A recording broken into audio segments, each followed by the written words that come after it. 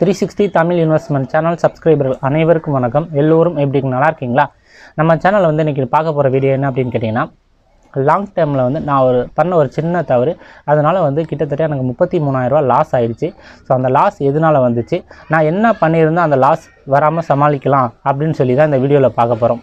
ஏன்னா என்ன சொல்கிறது, நிறையா யூடியூப் சேனல் ஆகட்டும், நிறையா பப்ளிக் மீடியா ஆகட்டும், அவங்க வந்து எப்படி லாபம் சம்பாதிச்சாங்க, நான் இந்த ஷேரில் இன்வெஸ்ட் பண்ணேன் இவ்வளோ லாபம் சம்பாரிச்சேன்னு தான் அவங்க சொல்லுவாங்க தவிர, நான் இதில் இன்வெஸ்ட் பண்ணேன் இவ்வளோ லாஸ் வந்துச்சுன்னு யாருமே சொல்ல மாட்டாங்க. ஏன்னா அது வந்து அவங்களுடைய கௌரவ குறைச்சல் அப்படின்னு ஃபீல் பண்ணுவாங்க.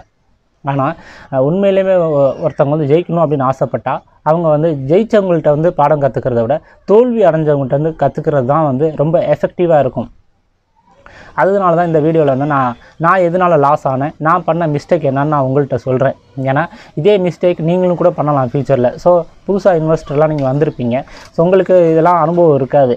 நீங்களும் இதே மாதிரி மிஸ்டேக் பண்ணி லாஸ் பண்ணி நீங்கள் கற்றுக்கிறதுக்கு அட்லீஸ்ட் நான் சொல்கிறத நீங்கள் ஃபாலோ பண்ணிங்கன்னா ஃப்யூச்சரில் லாஸ் வராமல் இருக்கும். அதுக்காக தான் இந்த வீடியோ வந்து ஸ்கிப் பண்ணாமல் பாருங்கள். அப்போ தான் நான் என்ன சொல்ல வரேன்னு உங்களுக்கு புரியும். அப்படி டைம் இல்லைன்னா நீங்கள் ஃப்ரீயாக இருக்கப்போ இந்த வீடியோவை வந்து பாருங்கள்.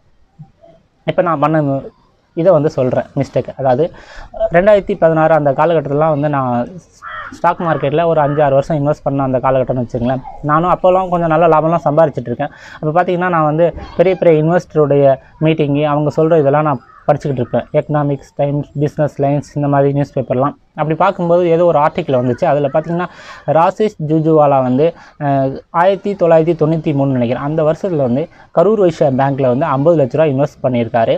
இப்போது கிட்டத்தட்ட 2015-16 வந்து அவருக்கு வந்து கிட்டத்தட்ட அந்த 50 லட்ச ரூபா வந்து 200 கோடியாக வந்து உயர்ந்திருக்கு. ஸோ நல்ல ஒரு லாபம் சம்பாதிச்சிருக்காரு ஒரு பேங்க் ஸ்டாக்கில். இதை தான் நான் படித்தேன். ஸோ அந்த காலகட்டத்தில் வந்து பேங்க்கில் வந்து இவ்வளோ நல்லா சம்பாதிக்க முடியுமா அப்படின்னு எனக்கு தெரியாது.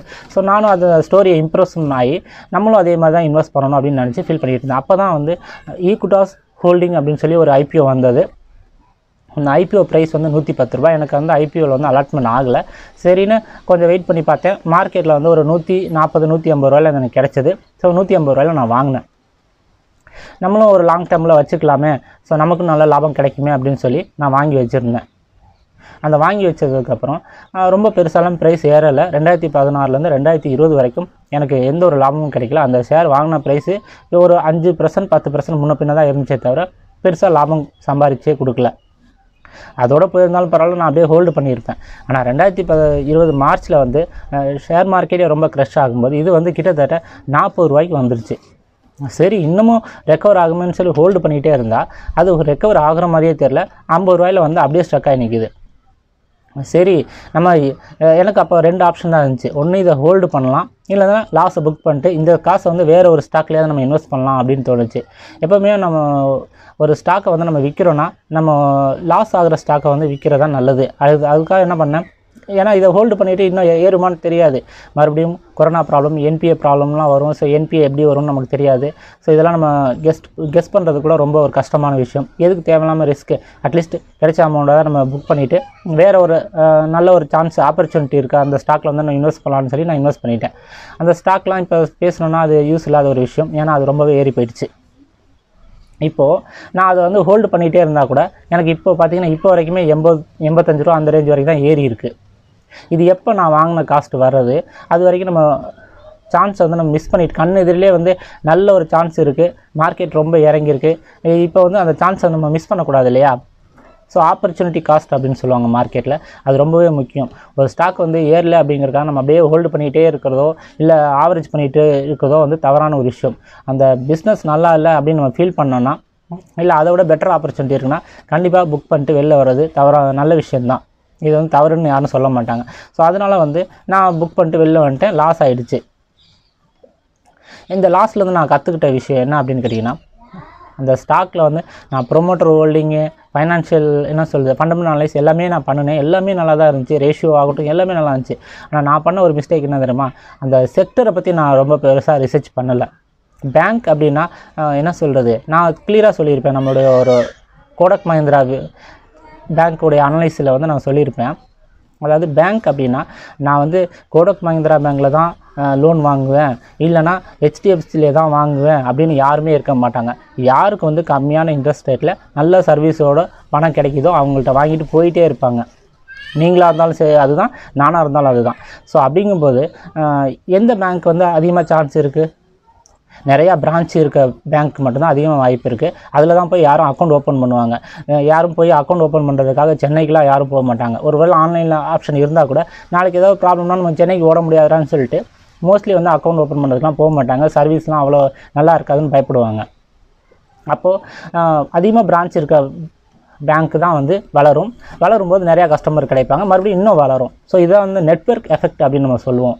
ஸோ அதனால் நம்ம பேங்க்கை பொறுத்த வரைக்கும் இந்த செக்டரை பற்றி நான் அனலைஸ் பண்ணோம்னா நமக்கு வந்து ரொம்ப நாலேஜ் இல்லைனா கூட அட்லீஸ்ட் ஒரு மார்க்கெட் லீடர் யாருன்னு பார்த்து இன்வெஸ்ட் பண்ணிட்டு போயிருக்கலாம். நான் பண்ண தவிர 2014 நான் ஈக்விடாஸ் பேங்க் வாங்கினதுக்கு பதில் நான் HDFC வாங்கியிருந்தேன்னா அப்போ வந்து அந்த இயரில் வந்து ஐஎஸ்டே வந்து 650 ரூபா தான். நான் அதை வாங்கி வச்சுருந்தா கூட 2020 மார்க்கெட் ரொம்ப இறங்கும் போது கூட அது வந்து 800 ரூபா வரைக்கும் தான் இறங்குச்சு.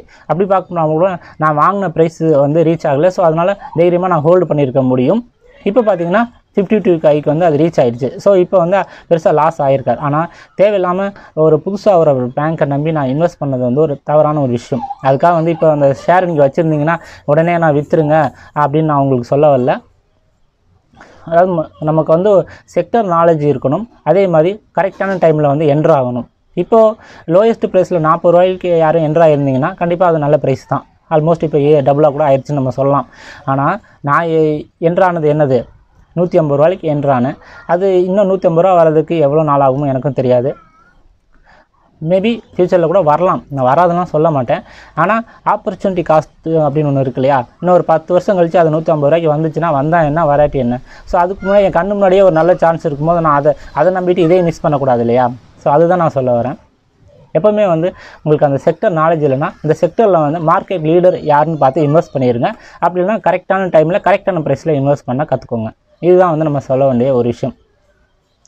அதாவது இந்த பெரிய பெரிய இன்வெஸ்டர்லாம் வந்து நம்ம சொன்னோம் பார்த்தீங்களா, ராஜேஷ் ஜுஜுவாலா வந்து கேவிபியில் இன்வெஸ்ட் பண்ணார், இவ்வளோ ப்ராஃபிட் எடுத்தார். அதே ராஜேஷ் ஜுஜுவாலா தான் திவான் ஹவுசிங் ஃபைனான்ஸில் வந்து கிட்டத்தட்ட 150 கோடி ரூபா வந்து அவருக்கு லாஸ் ஆகிடுச்சு. ஸோ அவ்வளோ பெரிய இன்வெஸ்டரே வந்து லாஸ் ஆகும்போது நம்ம மாதிரி சின்ன சின்ன முதலீட்டாளர்கள்லாம் லாஸ் ஆகிறது அப்படிங்கிறது ஒரு பெரிய விஷயம் கிடையாது, கண்டிப்பாக ஆக தான் செய்யும். ஆனால் நம்ம வந்து அந்த தவறுகளை வந்து திரும்ப அது பண்ணிகிட்டு இருக்கக்கூடாது. ஒரு தடவை தவறு பண்ணோம்னா மறுபடியும் அந்த தவறுகள் வந்து நம்ம பாடம் கற்றுக்கணும். ஃப்யூச்சரில் வந்து அதே மாதிரி தவறை பண்ணாமல் இருந்தோம்னா நம்மளும் வந்து நல்லா வந்து பணம் சம்பாதிக்க முடியும். மார்க்கெட்டில் வந்து பணம் சம்பாதிக்கிறது அப்படிங்கிறத விட நம்ம போட்டிருக்க பணம் வந்து லாஸ் ஆகக்கூடாது. ஸோ சேஃப்டி அப்படிங்கிறத ஃபஸ்ட்டு ப்ரியாரிட்டியாக வச்சுட்டு அதுக்கு தகுந்த மாதிரி ஸ்டாக்ஸில் தான் கண்டிப்பாக இன்வெஸ்ட் பண்ணணும்.